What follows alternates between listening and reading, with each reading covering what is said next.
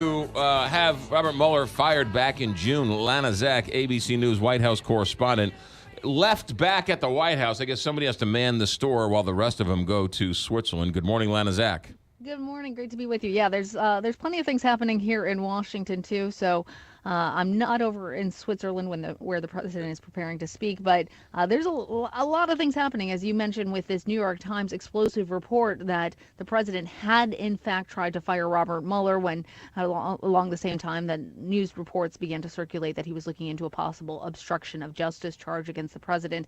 And according to the New York Times reporting, the president only backed off on his request to fire Mueller after White House counsel Don McGahn said he would rather resign than carry out that order. Yeah, this is in terms of it's hard to sort of figure out what's really important, what's kind of important, and what's just sort of filling time. This is a big deal because this harbors up all sorts of Richard Nixon comparisons with the Saturday Night Massacre, but Donald Trump ultimately backed down.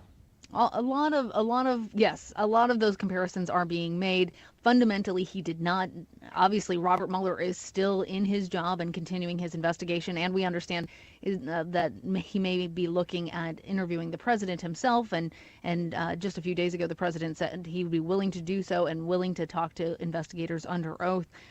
So all of that is the more important thing that is happening here in Washington. This is certainly interesting from a political drama perspective, but the White House having repeatedly denied that the president was thinking about firing Mueller, if the New York Times report is true, that's not necessarily criminal. Presidents have in the past not been honest with the American public.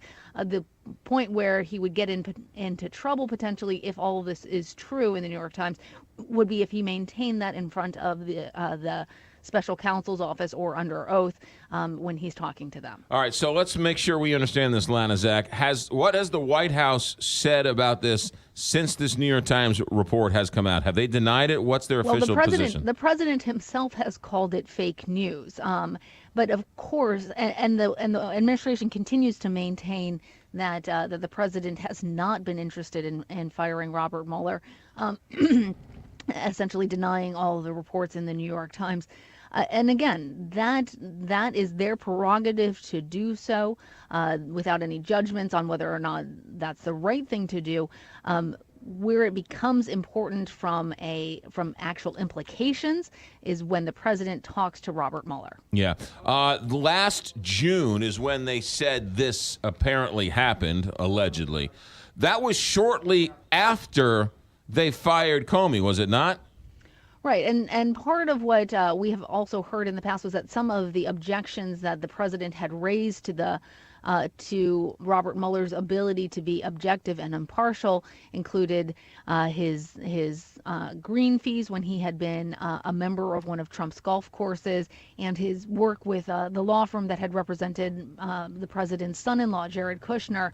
The president said that he thought that that had potentially been related to his questioning about whether or not Mueller would be a good replacement for James Comey. Remember, at one point, the president was actually considering him as the new head of the FBI after he had relieved James Comey of his position. Yeah. Has Don McGahn, the White House counsel, said anything about this story?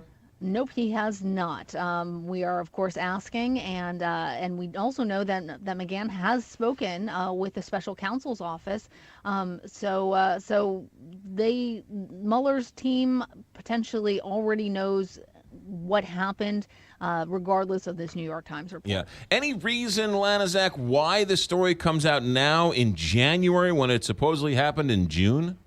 That's just investigative reporting. You'd have to ask the New York Times. Lana Zak, ABC News correspondent, keeping the fort ready and manned at the White House. Lana, thanks for